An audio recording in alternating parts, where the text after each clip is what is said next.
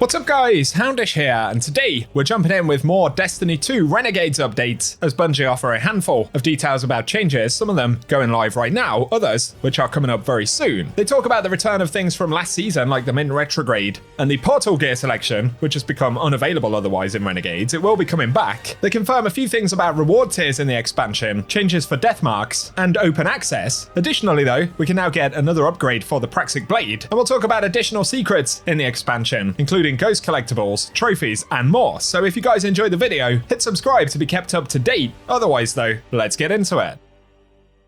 First up, of course, the other day, Bungie changed to the sleeping fallen NPC in the Outpost, with the purchase cost going over 7 million because there was a glitch where players could get broken armor stats. That appears to be fixed now though, so if you're using them to try and pick up Praxic upgrades, trophies or whatever, you can go ahead and spend 100 credits instead, which is nice. Bungie also say, in relation to Portal loot, we've seen some questions about whether Edge of Fate gear like Mint Retrograde and the Smoke Jumper set will be earnable again. We've been working on adding a new way to earn gear from the last season, but it wasn't quite ready for Renegade launch, and is currently targeting a future update, but they will share more after they lock down the details. So I assume that would also apply to Bushido, tech set gear, and things like that. There'll of course be some things that players didn't get in the last season, so I will keep you posted when Bungie get around to adding that to the game. Keep in mind, next week there will be another update which will introduce Vanguard alerts. This will be a new set of kind of featured activities on a weekly basis in the seasonal hub, kind of like conquests, but not as difficult.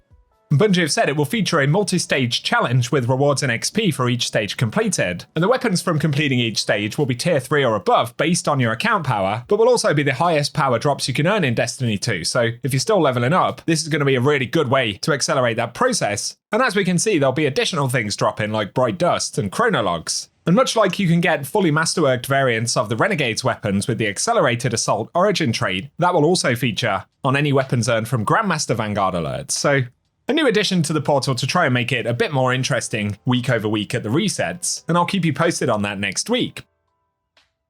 Otherwise, Bungie points out, Renegades campaign is just the first step, and if you're looking to earn tier 5 Renegades loot, of course it is affected by power level, but if you're currently getting tier 3 and 4, if you complete the Fellow Friend Triumph, which requires us to get the maximum rank on any of the syndicates, that will unlock an upgrade on Spider, which will add +1 to the tier of all of the gear drops from Renegades. So that's how we can get consistent tier 5 loot. Otherwise, they point out that Guardians can climb to 550 power entirely through Lawless Frontier activities, which is also nice. On top of that, they say they've deployed a change to prevent players from launching into invasions before their final Deathmark token from previous invasion was consumed, which resulted in BAT errors. And while Deathmark tokens will not still be visually consumed until they return to orbit, they will no longer be able to launch into a new invasion while still in their final activity, which is a bit confusing, but essentially it stops an error code from occurring.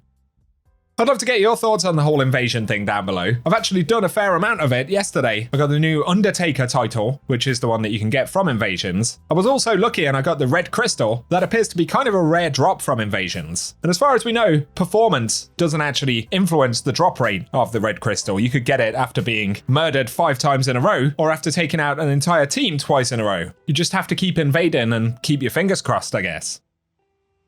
I also posted a clip about getting exotic orders to get the yellow lightsaber crystal. The most effective way to do this is to complete legendary orders, as every time you complete a legendary order, it increases the chance of getting a higher quality one. And then if you do get an exotic order, it has to be called Praxic Professional in order for you to earn the yellow crystal. If you don't get the Praxic Professional order, you can simply re-roll the exotic one and it will give you another of the same quality that costs 5,000 glimmer. Then if you get Praxic Professional, you have to get something like 400 or 500 kills with the Praxic blade without dying in Pinnacle Ops activities, and the easiest way to do that is to go into the Whisper mission on Expert difficulty, head to the Thrall Room and just kill stuff until it's completed. Then you can have a yellow lightsaber too.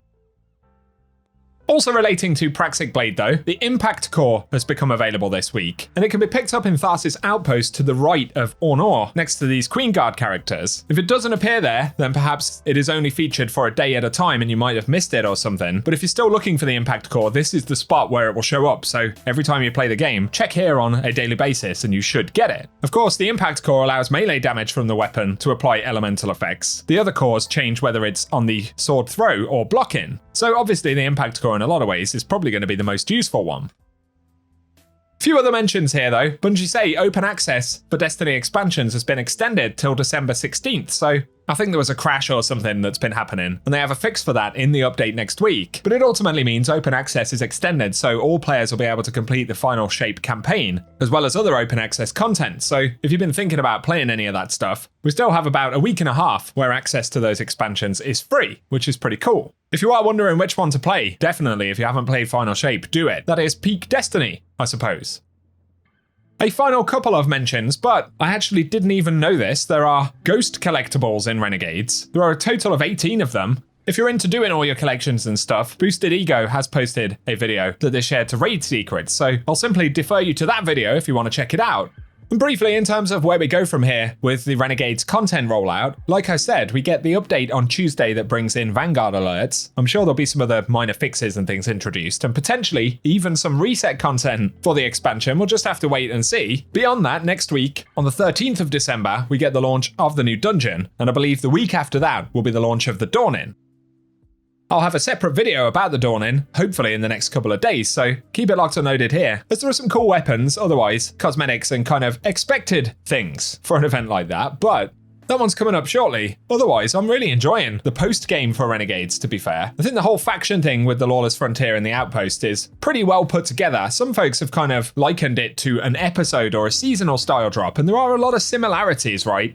Obviously, it is more significant than that. It's almost like an incredibly polished and more expanded version of an episode, almost like Heresy or something. But of course, with the campaign and more destination variety. Lawless Frontier gameplay in general, though, for PvE, I think is really quite enjoyable, and I like the component of having invasions. I also like not using the portal very much, technically. Because we have the holo map and all the destinations for the relevant Renegades content is kind of built into that. If anything, it highlights how much better that format actually is than the portal in a number of ways.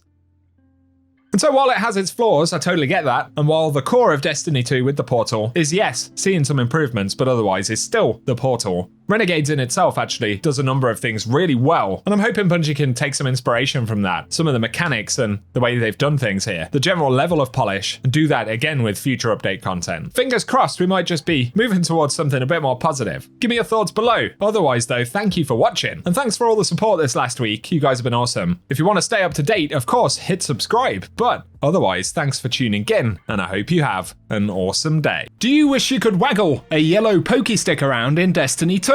Well, if you want to get the yellow crystal for the Praxic blade, you'll need to find an exotic order in the updated seasonal hub. These are kind of like bounties, and the best way to get an exotic order is to complete legendary orders. And so when you get a legendary order, complete it in the easiest possible content you can. And the more legendaries you complete, the better chance you have at getting an exotic order. Now, you might get an exotic order that's not actually the one you need. You're looking for one called Praxic Professional. But if you spend 5,000 glimmer, you can replace the exotic order, which will give you another one of the same rarity. So spend glimmer to replace it, and eventually you'll get the Praxic Professional one, and that requires us to get kills with the lightsaber in Pinnacle Ops without dying. You do actually need a few hundred kills, so the easiest way to do this is to find the Whisper mission in Pinnacle Ops, boot it up on Expert difficulty or higher. I would go for Expert or Master because it will be easier that way. Head through the mission. If you need a guide on how to do that, you can search it up, but eventually you'll come to a room that looks like this. There'll be a big crack in the floor. If you drop down, you'll enter a room with never-ending thrall spawning, and when you have your Praxic blade equipped in here, it will have infinite ammo. So kill the thrall repeatedly for 10 or 15 minutes and you will get the few hundred kills that are required in order to complete this exotic order, and then you'll get a yellow crystal for your Praxic blade. Another option, if you want infinite ammo in Pinnacle Ops for a week, is to hold on to that bounty. Just keep in mind, it will expire after 7 days, so maybe keep it for a few days and then complete it so that you don't miss out on your yellow crystal.